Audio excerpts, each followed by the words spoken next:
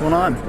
Hockey season's underway. I know, I went to the game last night. I had to do a bunch of stuff for the Rangers, and they're like, yeah, you got to go and promote the Rangers and pump up the crowd. I was like, cool, who are they playing? Winnipeg Jets.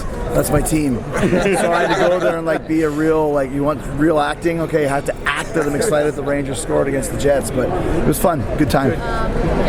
Well, you did it for your dad. Well, the blood of the Rangers is in my veins, so I have an excuse. Are there any AEW wrestlers you think should get Fozzy themes? Well, actually, we're going to use, I think, our new single for one of the pay-per-views, and obviously Judas is my ring song, so we don't want to have too much more. It'll be too Fozzy-rific, as if that's even possible. I was about to say. Right. Chris, are you going to be able to get the access? You spent so much time at WWE, so you know the importance of licensing, getting access to the big arenas. Is that something that's in the plan? It may take a while to reach that? Well, I mean, I think it's all business, right? So when we go to the Capitol Center in Washington, the same place where the WWE goes, and we sell it out in 2 hours at 14,000 people, and they don't, I think any arena that might not want to take us because of the seniority of the WWE is going to look at the bottom line of how many tickets are being sold and go, do we have a hierarchy here, or do we make money? And there's more than one arena in every city, especially nowadays. So I don't think it's going to be a problem whatsoever. New York on the horizon. You have a lot of arenas, actually. Yeah, we've already been talking to a few arenas. And New York's obviously a little bit more of a WWE stronghold, but that's okay. Like I said, when we know our first appearance in New York, we'll probably sell out in an hour. Money talks, right? So we're really excited to come to New York. It's going to be very soon. How did it feel to have that first episode kind of done with now? It feels great because we basically changed the entire industry before we even had 1 minute of national TV time. And now that we have a show under our belts that was very successful, both in the ring as a program and of course with the ratings and the demographics and all that sort of stuff, I think now it's shut a lot of people up and it's excited a lot more people. Maybe some people that were kind of on the fence about AEW are now completely like, wow, that was really cool, I want to check it out. And I think that we've really appealed to a segment of the fan base that might have left wrestling for a while. And now they're kind of returning because we're giving them something different, a little bit of an option. And I think that's one of the reasons why AEW has such a buzz and why we've become basically the coolest company in the world, is because it's something different and it's beginning in front of your very eyes and growing in front of your very eyes. Can you talk a little bit more about how AEW is going to distinguish itself from its competitors? I think one of the, because you're talking to somebody that worked for the WWE for 19 years. It's an amazing company. It's worldwide. It's the standard for what pro wrestling is, but there's a certain style that they have. It's very much an overly written show, and AEW is not. AEW allows the performers to perform, allows the artists to be artists. And I think, especially for a guy like myself, like, if I'm going to be in a Netflix show and I'm playing George Swanson, and you give me a script, that's great. I can create the George Swanson character that's written for me.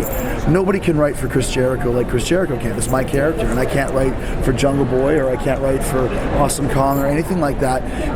We're allowing the performers to be creative, and either you're going to sink or you swim. And if you swim, you're going to be very successful when you have an organic character that gets over with the audience because of what you're doing with it. What do you feel about inspiring independent wrestling culture? It feels like a lot of independent wrestling culture feels like they have a piece of your story too. I think it's really exciting. From Boston, and the Boston wrestling scene is really loud and vibrant about what you guys are doing. So how are you feeling on just inspiring this generation of independent? Well, I think any time that wrestling is on TV or wrestling gets hot, no matter what company it is, it inspires guys to get in the business. I know it did for me. I think what this does, not just for the wrestlers, but for the fans as well, this is the first time you've ever been able to see a major company starting from scratch. If you were a WWE fan, that started in the 40s. If you're a WCW fan, via NWA started in the 20s. There's been small companies that start in bingo halls and sports bars, but our very first show was in front of 14,000 people at a sold-out arena on the TNT network that drew 1.5 million people. That's something cool. I remember when Metallica first came out, I got into them in 1985. As the band grew and got bigger, I took great pride in that because they're my band. I was there from the start. And you take some ownership in that. And I think that's one thing that's cool about our fans is they're taking ownership in the fact that we can see this company build and grow, and we've never had the opportunity to do that before. So there's a lot of brand loyalty for us as a result. Humor is an important part of your character for years. And that was a good part of the WWE in that golden era, the Ted DiBiase's, the Sergeant Slaughters. Is that an area that you think AEW will concentrate, as opposed to the ECW, the hard action, trying to bring in? I think it brings the marginal person. I think, the original mindset for AEW is to be is to be more of a sports-oriented show. But listen, if it looks like a duck and walks like a duck, it's a duck. It's pro wrestling, and especially when I'm in the ring. There's a serious side, but there's also a comedic side.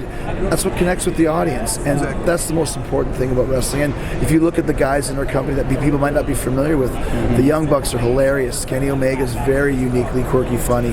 There's a lot of humorous guys in the company who also understand when you turn the humor off and turn the seriousness on.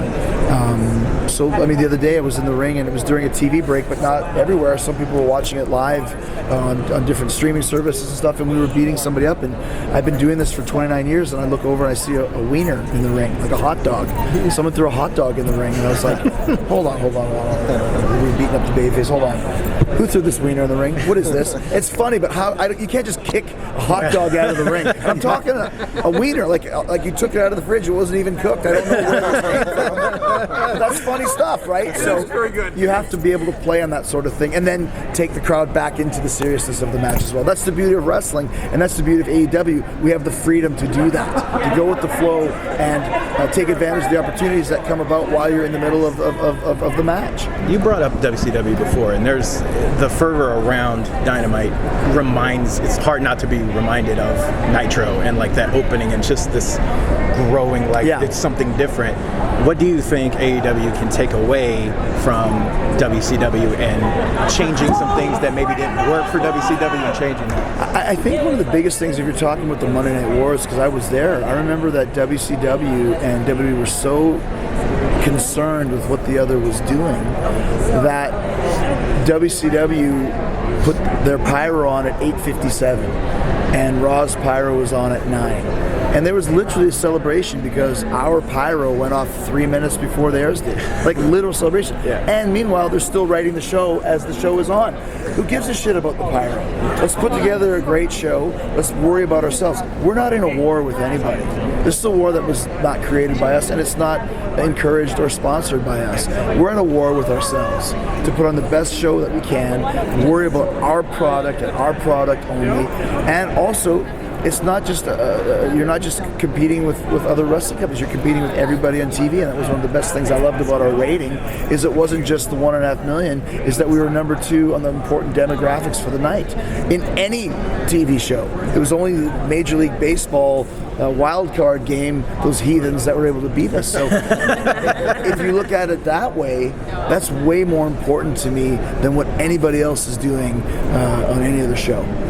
So what do you feel is the best way to kind of reach disillusioned fans who have kind of walked away from wrestling with AEW? I think there's a buzz about it, and word of mouth is very important. And two, now, once you see the show, we don't have to explain it anymore. Now people know, okay, we saw the first AEW Dynamite. It was amazing. You got to see this show. Really? What is it?